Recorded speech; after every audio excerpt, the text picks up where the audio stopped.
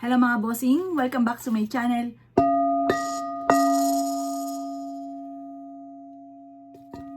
Kayo po ba mga bossing ko ay isa sa mga dumadaan sa mga pagsubok lalo na pagdating sa usapin ng kaperahan, away-away ng pamilya, magulong pamilya, mailap ang swerte, masipag at matyaga po kayo pero lagi na lamang pong kahit anong gawin kayo ay sa wala't wala mga bossing.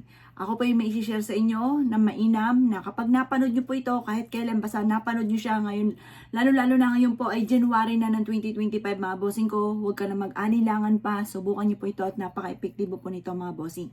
Basta mga bossing ko, iwawaksin natin sa ating isipan yung mga pangit na isipin. Kapag ginawa nyo po ito, kailangan baguhin natin yung ating pong sistema na panay-pangit yung mga naiisip, panay-negatibo. Kailangan laging positive ang ating iisipin mga bossing. Proven po ito, napakaswerte nito, basta't may 100% kang paniniwala, subukan nyo po siya. Kailangan lamang po natin mga bossing ko ng isang mangkukan na asin.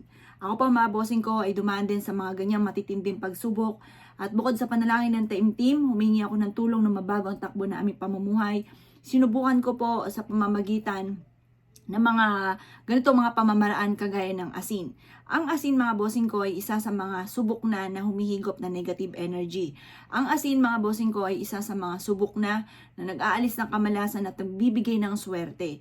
Minsan mga bossing ko kapag marami ng mga negatibo, di ba, nanggagaling tayo sa labas. Ngayon maaari may mga pumapasok sa atin or dumidikit sa atin mga bossing ko ng kamalasan na bawat pasok po natin sa loob ng ating tahanan ay naipapasok din natin ang mga negatibo. Or kaya po mga bossing, kapag nakabukas yung ating pintuan, wala tayong mga pangontra, pumapasok ang mga negatibo, nag-i-stay na po yan sa atin. Kaya minsan mapapansin po natin na kahit anong gawin natin kayod ay sa wala't wala. Kaya dapat mga bossing ko ay maglagay po kayo mga bossing ko sa pamamagitan ng ganitong asin sa inyo pong salas or sa harapan ng bahay po ninyo para maalis ko naman ang mga kamalasan. Kahit ako po, biglain nyo po ako dito sa amin mga bossing ko, naglagay ako ng malaking mangkukan ng asin mga bossing ko sa harapan ng bahay natin. Ang asin mga bossing ko ay mabisang pang cleansing. Kaya kailangan, sa harapan pa lang ng bahay natin, meron tayong pang-cleansing. Or kaya po, sa salas natin, meron na tayong pang-cleansing.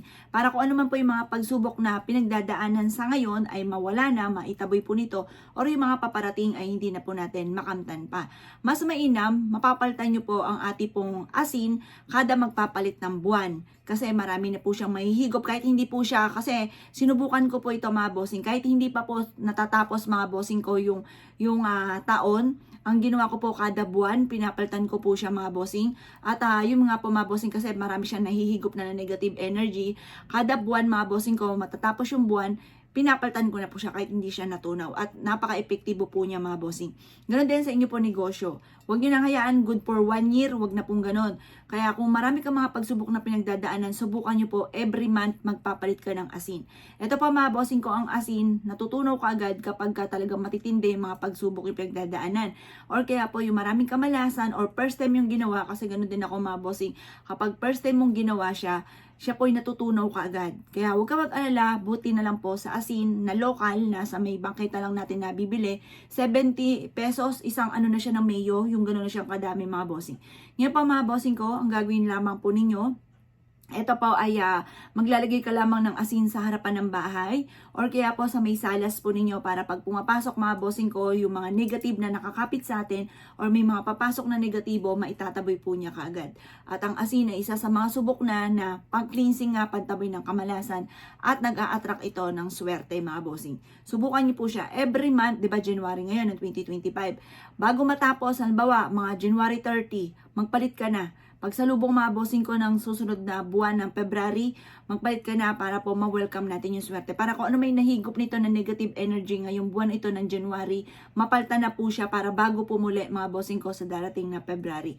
Subukan nyo po ito. Kung hindi nyo pa ito nagagawa mga bossing ko, napaka-epektibo po nito. Subukan nyo po siya. Ngayong taon na to ng 2025, karirin nyo po siya. At mapapansin niyo mas magiging magaan yung daloy na swerte. Kaya ako kininiwala at naisip po itong gawin mga boss, ay siya mga bossing. Good luck po sa inyo po lahat.